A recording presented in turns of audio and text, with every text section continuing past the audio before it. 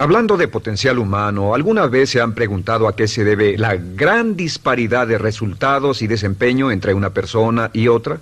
Una persona que percibe $250,000 anuales no es 10 veces más astuta ni mejor que una persona que percibe $25,000 anuales. ¿Por qué la diferencia de 10 veces sus ingresos? Y si tomamos a una persona que percibe $2,5 millones al año, ¿será esa persona 100 veces mejor, más astuta que la persona que gana $250,000? Imposible.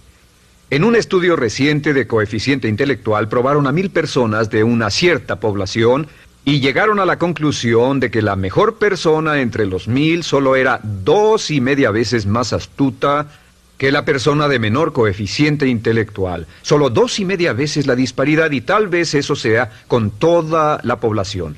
¿A qué supone que se debe la diferencia? Al hablar de potencial humano, llegamos a una fórmula que deduje hace algunos años. Tal vez eso lo explique un poco. La fórmula comienza con lo que llamamos AI, o sea, atributos innatos, las cualidades, la inteligencia, la habilidad, el temperamento, cosas con las que se nace que no pueden cambiarse mucho. Además de los atributos adquiridos.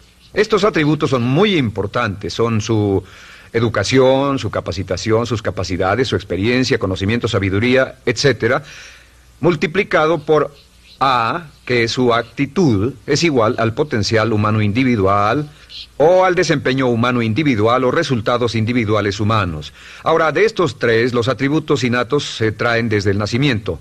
Los adquiridos pueden cambiarse, pero se necesita cierto tiempo para ello, aunque a veces cambiamos muy rápidamente. Cierta información valiosa puede cambiar dramáticamente su eficacia, pero las actitudes pueden aumentarse o disminuirse dramáticamente en segundos. Cada vez que mejoramos nuestra actitud, multiplicamos todas nuestras capacidades. Una actitud ha sido llamada acertadamente el lenguaje más importante del ser humano, la palabra más importante del idioma en el humano. Todo lo que hacemos en la vida, según un estudio en Harvard entre estudiantes ejecutivos, será en un 85% de actitudes. Un 85% de su éxito estará determinado por su actitud. Eso significa que está determinado por cuán positivo o cuánta actitud mental positiva se tenga. Las personas con actitudes mentales positivas tienden a avanzar más rápidamente, se mueven hacia la cima en organizaciones valiosas, ganan más dinero, sacan más satisfacción de la vida. Una actitud mental positiva no significa que baile por las calles y arroje flores. Solo significa que tome una actitud constructiva en general o se aproxime hacia su trabajo, su vida, sus problemas, relaciones, etc. Según el informe Cox de las empresas americanas, según la revista Success, un 85% o más de todo lo que se logra se debe a la actitud. Y la pregunta es, ¿de dónde vienen las actitudes? Las actitudes vienen de las expectativas. Muy simple, ya hablamos de eso.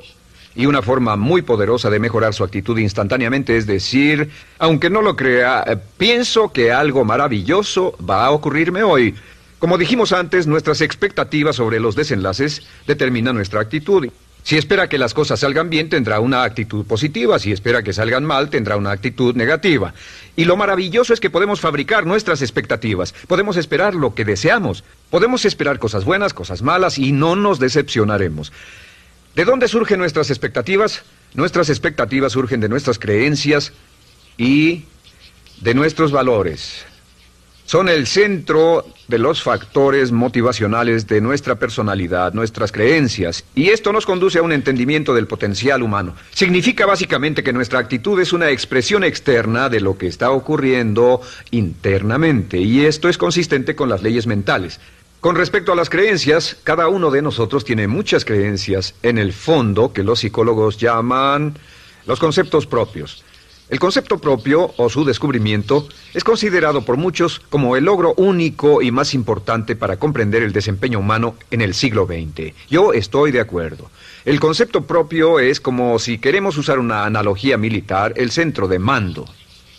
O si queremos usar una analogía técnica, es el programa central de su computadora básica. Es un grupo de creencias, valores, actitudes, sentimientos, ideas, etcétera, almacenadas en el fondo de nosotros y son el resultado de casi todas las experiencias que hemos tenido en la vida. Y algunos investigadores dicen que el concepto propio comienza a formarse aún antes del nacimiento, pero el concepto propio, una vez colocado, precede, predice y determina sus niveles de eficacia y desempeño en todas las áreas de nuestra vida. El concepto propio se convierte en el centro de mando o el programa maestro. El concepto propio de este grupo de creencias determina lo que dirá, lo que hará, cómo actuará, cómo se siente y reacciona, etc. ¿Qué significa esto? Significa que todas las mejoras en su vida externa, todos los cambios en su realidad comienzan con un cambio en su concepto propio. Les voy a explicar lo que significa. Esta es una gráfica muy simple. Hablamos de potencial humano y decimos que la persona promedio usa un 10% o menos de su potencial. Según investigaciones, tal vez es mucho menos. El Instituto Stanford Brain en Santa Clara, California, estima que tal vez se aproxime a un 2%.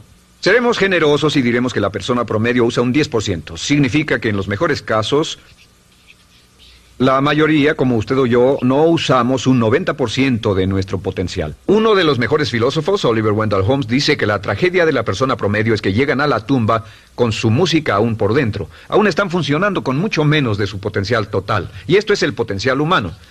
Sabemos que existe una relación directa entre el potencial humano y el concepto propio. Pero como nuestros conceptos propios o nuestras estimaciones de nosotros mismos generalmente son mucho menores de lo que debieran ser, nuestro nivel de desempeño y eficacia también es menor. Sabemos que nuestro concepto propio es altamente subjetivo. ¿Qué significa esto? Significa que el concepto propio, lo que pensamos que es cierto sobre nosotros mismos, no está basado en la realidad, está basado en información que hemos tomado y aceptado como cierto, hasta el grado en que creemos lo que sea de nosotros mismos y se vuelve cierto para nosotros porque actuamos de una forma consistente con ello. Algunas personas que leen sus horóscopos y creen en horóscopos predicen su futuro. Hay algunas personas que toman la crítica y las opiniones de otros a quienes ni siquiera respetan y hacen suyas esas ideas, dando un resultado muy negativo. Lo que piense, lo que acepte como cierto, se vuelve cierto para usted. También sabemos que como adultos tenemos una variedad de conceptos propios. Tenemos un concepto propio de cómo vestirnos, cuánto pesamos, lo que comemos, lo bien que podemos hablar en público, qué tipo de padres somos, qué tipo de hijos somos con nuestros padres, qué tipo de esposo o esposa somos, qué tipo de amante, de conductor. Lo interesante de manejar es que todos los hombres tienen un concepto muy positivo con respecto a esto.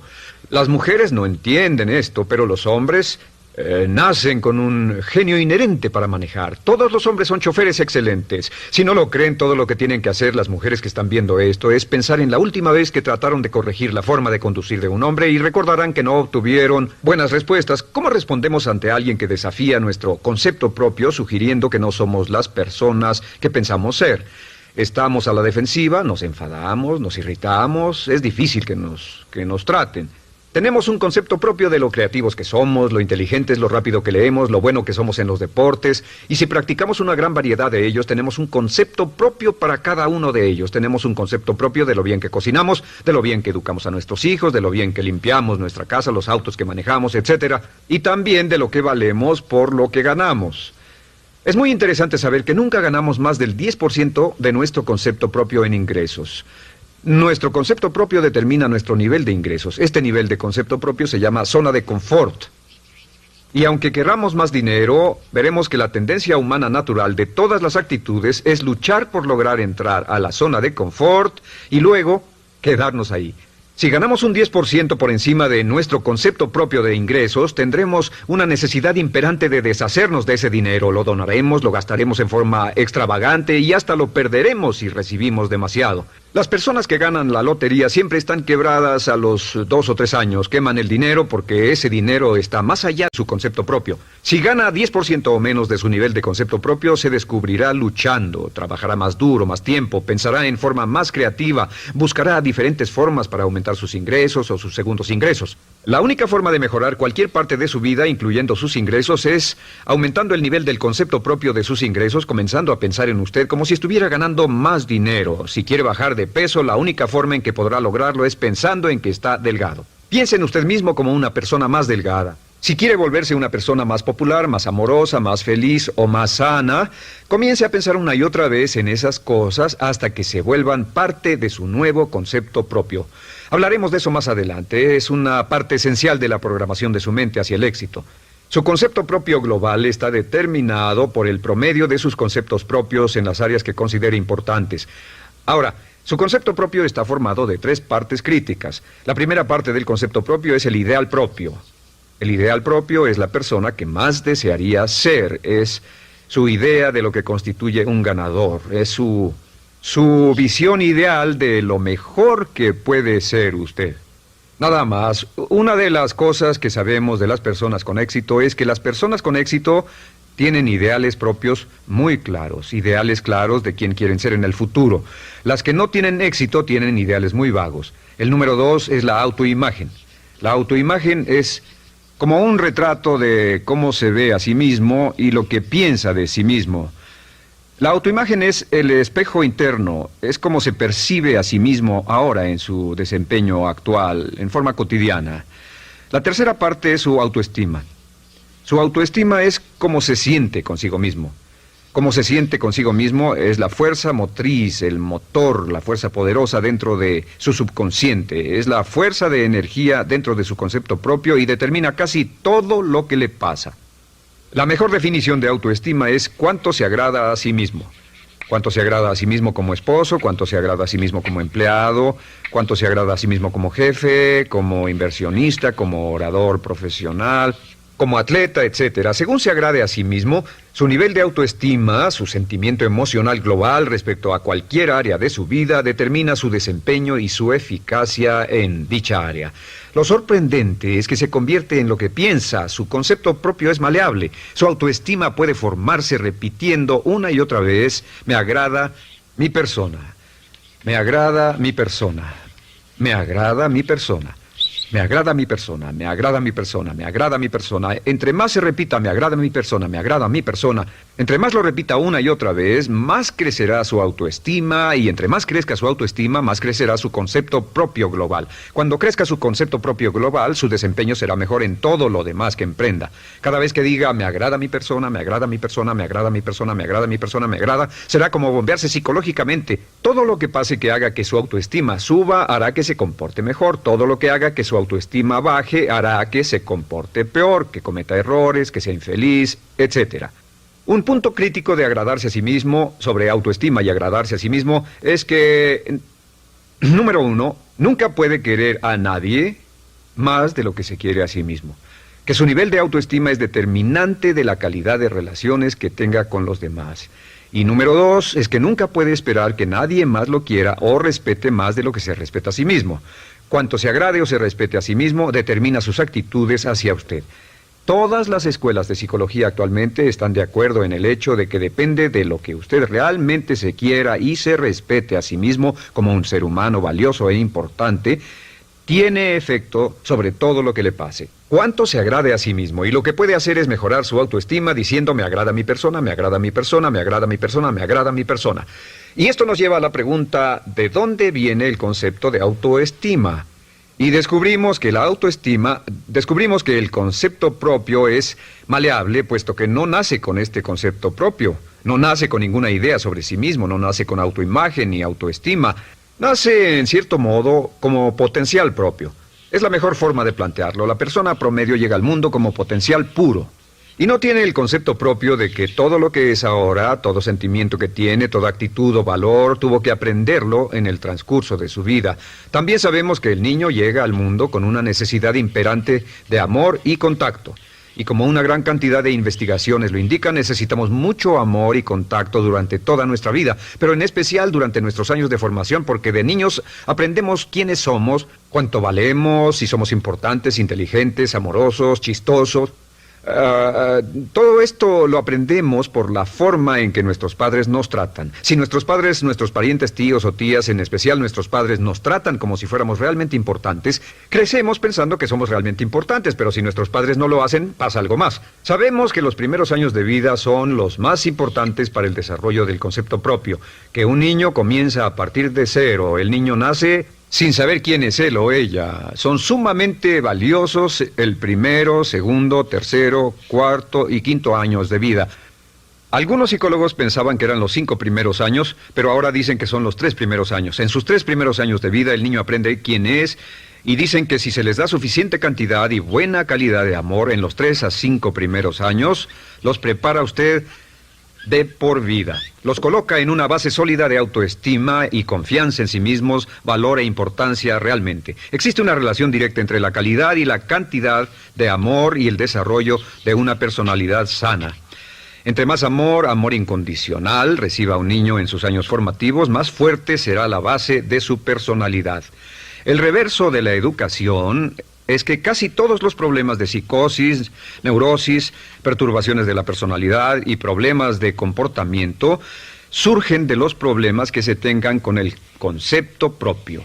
Ahora observemos a los adultos. Aquí está nuestra personalidad adulta. Si nos observamos, podemos llegar a reparar nuestras bases, por así decirlo, repitiéndonos una y otra vez: me agrada mi persona, me agrada mi persona, me agrada mi persona, y llevamos ese concreto reparador hacia la base de nuestra personalidad. Los niños necesitan el amor como las rosas necesitan la lluvia. Los niños que carecen de amor a menudo mueren por escasez de amor. Es una enfermedad llamada marisma. Ahora, ¿qué más sabemos sobre los niños? Sabemos que los niños llegan al mundo con dos atributos notables. El primero es que no sienten temor. Los niños nacen sin temores. No temen a nada excepto a caerse y a los ruidos fuertes. Y esto se expresa en sus actitudes: yo puedo. Los niños llegan al mundo pensando que pueden hacer cualquier cosa, y quien haya criado a un niño hasta la edad de 3, 4 o 5 años sabe que debe pasar esos primeros años evitando que se maten, porque son como pilotos japoneses, porque no le tienen miedo a nada. Su segundo atributo es que llegan al mundo totalmente espontáneos. Dicen lo que quieren, hacen lo que quieren, son totalmente desinhibidos.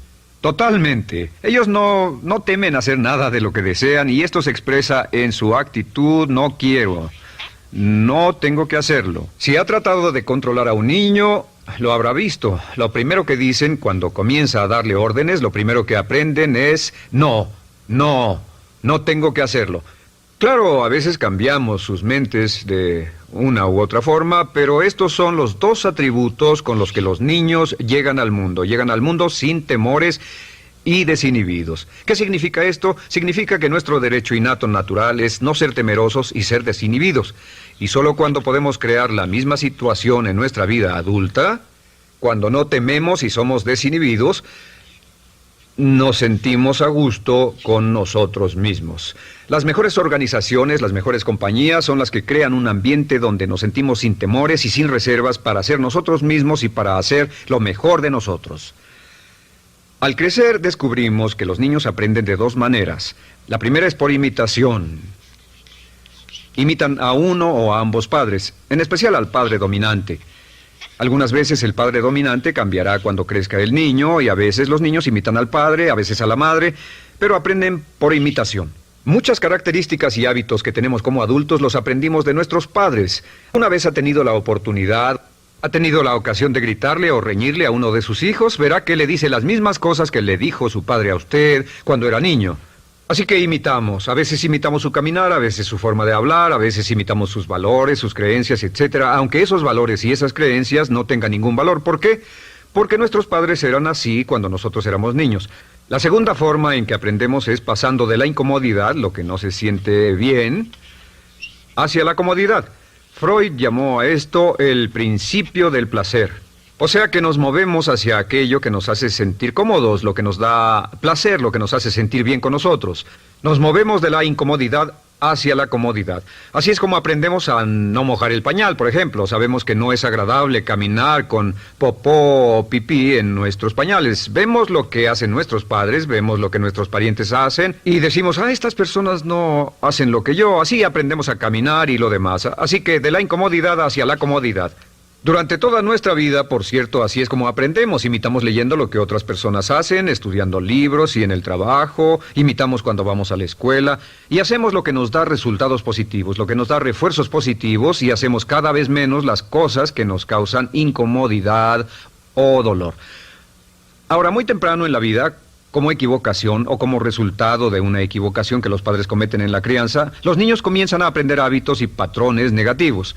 Los patrones y hábitos negativos tienen sus raíces principalmente en la crítica destructiva. La crítica destructiva comienza muy temprano en la vida, a veces en los primeros meses. Y la crítica destructiva la usan los padres para dirigir y controlar a sus hijos. Desafortunadamente, tiene un efecto muy peligroso y dañino sobre nosotros, ya que la crítica destructiva tiende a minar la integridad de la personalidad del niño. Muchos de nosotros, incluyéndome a mí y a muchos de ustedes, nos hemos visto minados y heridos por la crítica destructiva más que todas las guerras en la historia. Ahora, como resultado de la crítica destructiva, comenzamos a desarrollar hábitos y patrones negativos. Los patrones de hábitos negativos son respuestas condicionadas hacia los estímulos. Los patrones de hábitos negativos se desarrollan en los inicios de la vida. Se desarrollan como resultado de una repetición del temor y el dolor una y otra vez. Se desarrollan como resultado de la crítica destructiva, el castigo físico, etc. En los inicios de la vida comenzamos a desarrollar dos manifestaciones que nos persiguen durante toda nuestra vida y más que ninguna otra cosa inhiben nuestro potencial. La primera es la llamada patrón de hábito negativo inhibido. El patrón de hábito negativo inhibido se aprende cuando al niño le dicen una y otra vez no. Aléjate de ahí, no toques eso, y se le castiga. Cuando el niño intenta algo nuevo, o se involucra con algo, o huele algo, o derrama algo, o rompe algo accidentalmente, el padre estalla y se enfada mucho.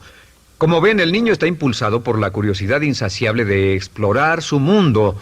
Y lo que pasa es que cuando lo explora o se interesa y echa a perder algo, si el padre reacciona golpeando al niño, el niño comienza a pensar cada vez que intento algo nuevo, cada vez que intento algo diferente, cada vez que voy más allá de mis límites, cada vez que me salgo de mi zona de comodidad, cada vez que no juego sanamente, me golpean, me castigan, me lastiman, me envían a mi alcoba y me siento mal. Y muy pronto el niño desarrolla el sentimiento de no puedo, no puedo. No puedo. Cada vez que trato algo diferente, me castigan. No puedo, no puedo, no puedo. Es como la respuesta de Pavlov. Pavlov sonaba la campana y le daba de comer a un perro, y el perro salivaba, y Pavlov alimentaba al perro. Mientras sonaba la campana, el perro salivaba y siguió haciendo eso, y después Pavlov solo sonaba la campana y el perro salivaba. Lo que pasa en la vida adulta es que esto crea lo que llamamos temor al fracaso. El temor al fracaso es una respuesta condicionada a un proceso de crítica destructiva que ocurre en los primeros 5 o 6 años de la vida.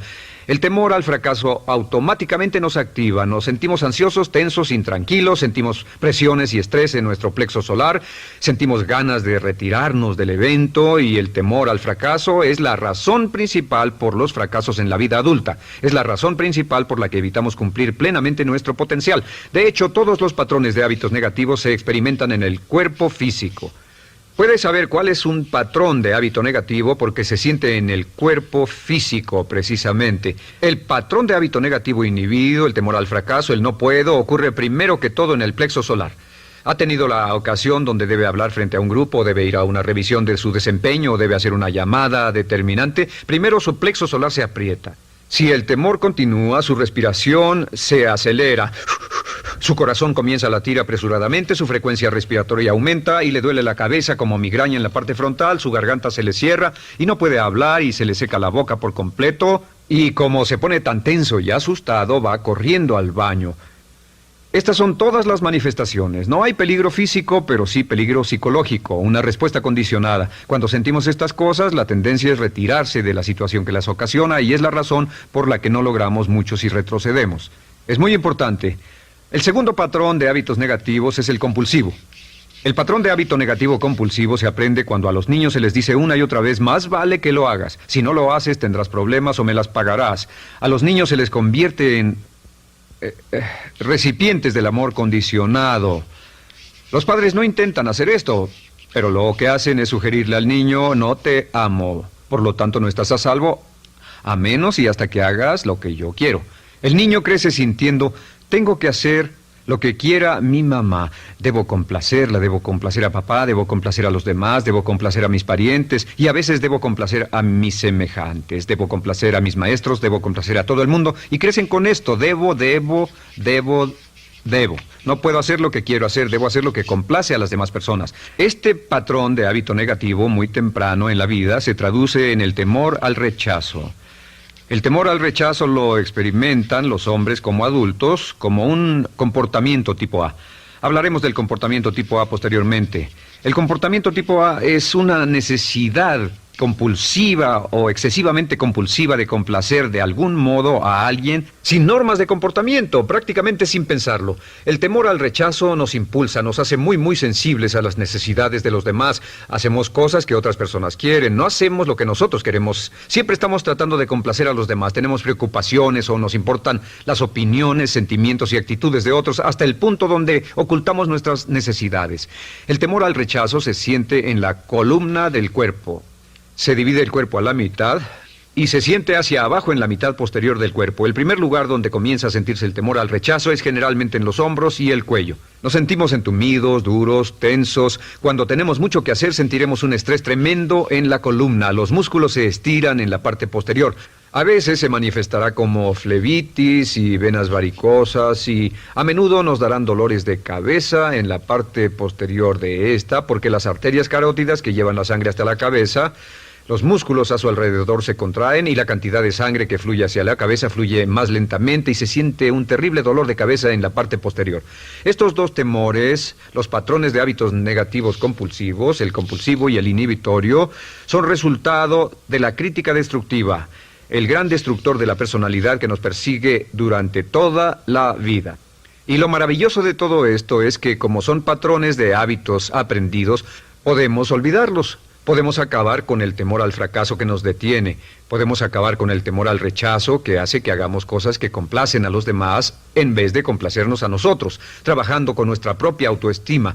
Porque existe una relación inversa entre la autoestima y el patrón de hábitos negativos. Porque entre más se agrade a sí mismo, menos teme al fracaso.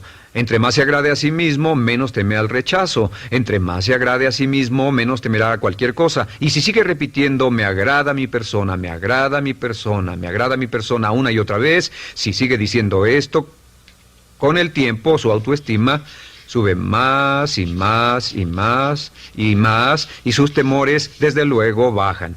Cuando su autoestima sube, sus temores van en dirección opuesta. Ahora, ¿cómo enfrentar la crítica destructiva si debe criticar a otras personas? Pues eso es muy simple. Muchos padres nos han preguntado eso. ¿Cómo se controla a los niños? Una de las claves para controlar a los niños es dirigirlos para que hagan algo constructivo en lugar de hacer algo destructivo. Otra cosa que debe recordarse es que lo que quiere hacer es que quiere dar una crítica informativa, crítica constructiva, lo que significa que se les dice a los niños lo que pueden hacer o a los adultos lo que pueden hacer mejor. Todo el propósito de dar retroalimentación de cualquier tipo es mejorar el desempeño.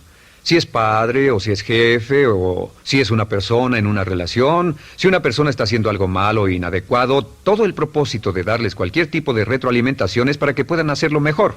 Sin embargo, existe una relación directa entre la autoestima y la crítica destructiva. Cada vez que se critica a una persona, su autoestima baja.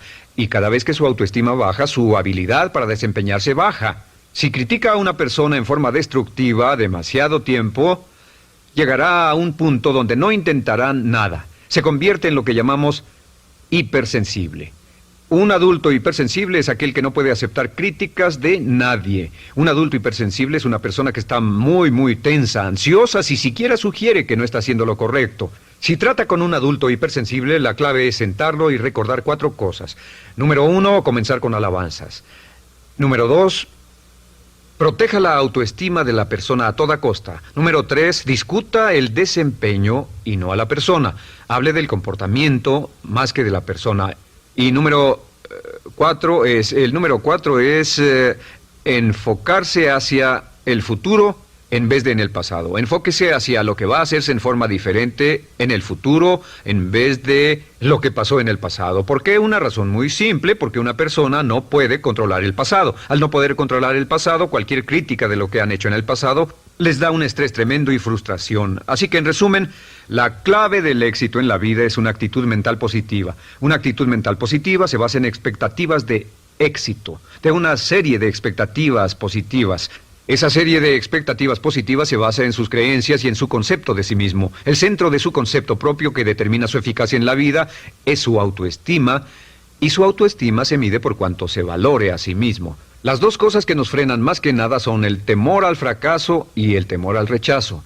Y uno de nuestros secretos centrales de éxito es este: Conviértase en un organismo generador de autoestima perpetua. Haga continuamente cosas para usted mismo, hacia sí mismo en su vida, que hagan que se agrade a sí mismo, que se ame, que se acepte, que se respete, que hagan que se sienta fantástico con usted mismo.